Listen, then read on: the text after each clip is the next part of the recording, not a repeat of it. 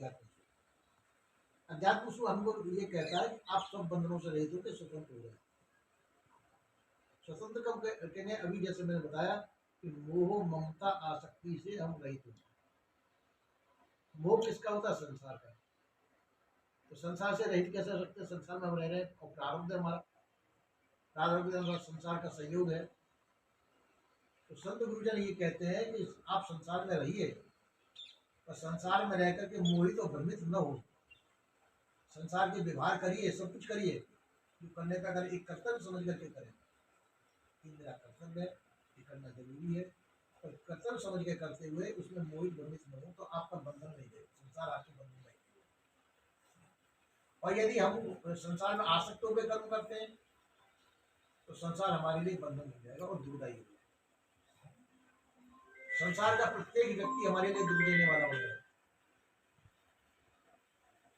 हम कुत्ते का पिल्ला पाल लें छोटा सा, और उसका मोहित हो जाए उसके अंदर, क्योंकि हमारे दुख का कारण है। कहते हैं कि एक बहुत बड़े ऋषि थे, पौराणिक कथा है, जिसको भरत कहते हैं। तो बहुत तपस्वी थे, अच्छे त्यागवान वैराग्यमान थे, बोधमान विचारमान थे। पर बात यह कि जंगल में एक हिरणी अपने बच्चे को छोड़ करके मर गई।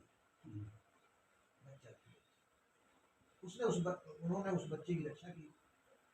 इसकी माँ तो मर गई, किसी ने तीर मार दिया, तीर से मर गई।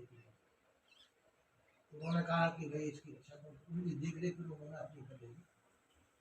उसको पालते, अपने पास सुलाते थे, उसको खिलाते पिलाते थे, और वो बैठता था वहाँ बैठ जाते थे, दावता था खड़े हो जाते थे। वो देख रेख में, उसकी देख रेख में कोई जंगली जानवर उसको न सताए, इसकी उसमें वो चिंता रहती थी। एक दिन उन्होंने कोशिश की कि भाई बाजे के अब ये हिरण सो रहा है, बच्चा सो रहा है ना, मैं थोड़ा घूम लेता हूँ, जंगल में घूम जाता हूँ। तो देखिए जंगल में घूमने चले, जब तक कुत्ते या कोई जंगली जानवर ने आके बच्चे को पकड़ लिया। अब लौट करके आए तो वो बहुत दुखी हो गई। अरे मेरे न होने पर इसको दुख पहुंचाया हुआ, जिन जानवरों ने कितना तड़पा होगा, मेरी याद की होगी, इसने क्या क्या सोचा होगा, कैसे कहा, और मेरे न होने से ये हुआ होगा। बहुत दुखी, इतने दुखी हो तो उन्होंने खाना पीना भी छोड़ दिया। खाना पीना छोड़ दिया, सब कुछ छोड़ दिया। खाना पीना छोड़ दिया तो शरीर किसी से मिलेगा, पर उसके अंदर मोह गया, के अंदर ही मोह गया, मोह आसक्त होकर के उनका शरीर। अब कथा ऐसा कहती है कि बाजे को दूसरा जन्म उनका हिरण में आसक्ति थे तो कई जन्म मिला, जिसमें आसक्ति हुई उसमें जाएगा।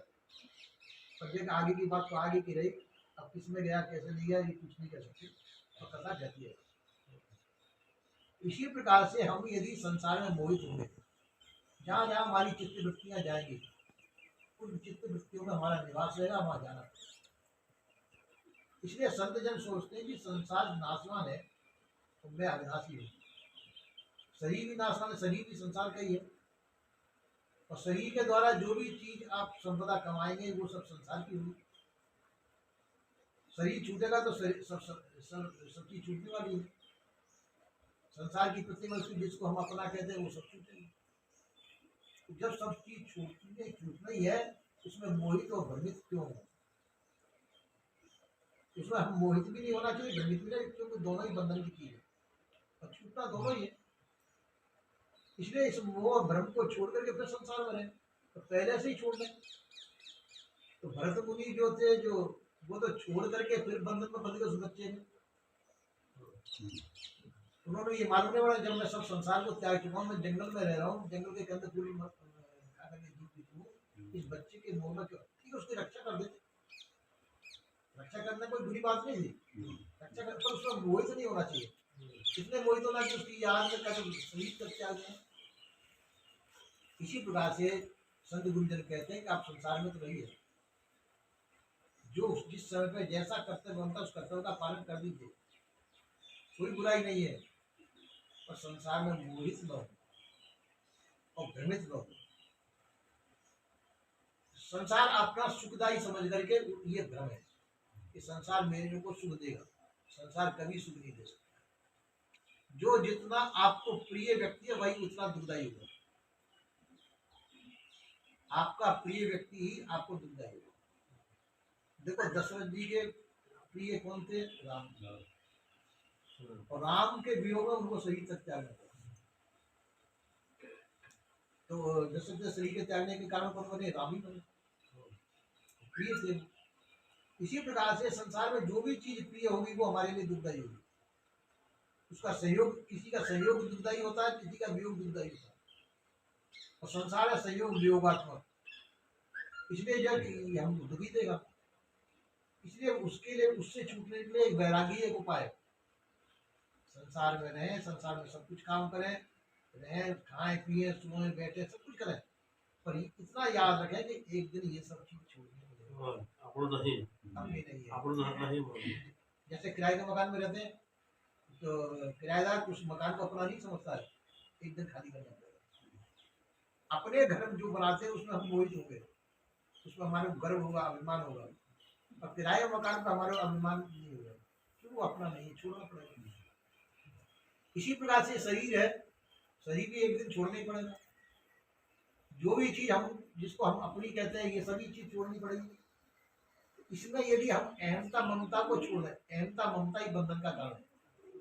यदि अहमता ममता को छोड़ करके फिर संसार में जाए तो आपका बंधन टूट जाएगा। विवेक पूर्वक जिस समय अहमता ममता का नाश हो जाएगा उसी समय बंधन टूट जाएगा। और जब तक हम अहमता ममता युक्त संसार में रहेंगे, हमारा कुछ भी नहीं हो, हम जंगल में रहते हो, घास फूस खा करके जीव रहते हो, फिर भी एक संसार हमारे लिए बंधन ही होगा। अहमता ममता ये अविवेक का लक्षण है। अविवेक के द्वारा हमारे अंदर अहमता ममता उपस्थित होती है, ये हमारे बंधन का कारण है। तो संत गुरुजन कहते हैं कि संसार में रहने के लिए अहमता ममता को त्याग करके विवेक पूर्वक संसार में रहेंगे, आप संसार में रहते हुए आप मुक्त हैं। और यदि अहमता ममता को लेकर के संसार में रहेंगे तो कितना भी सावधानी करें, संसार बंधनदायी है। इसलिए विवेक पूर्वक संसार में रहे, ये हमारे लिए सुख है। ऐसा संत गुरुदेव कहते हैं। बोलिए श्री सद्गुरुदेव।